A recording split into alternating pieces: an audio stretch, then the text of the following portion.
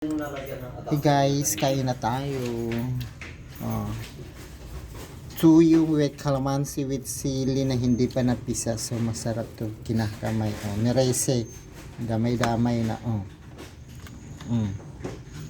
Tapos ulam natin is charan, tilapia, and then dalawang rice. Ito yung pangatlo.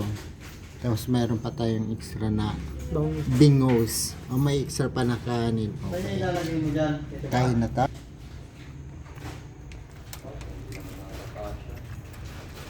Isa lang, May.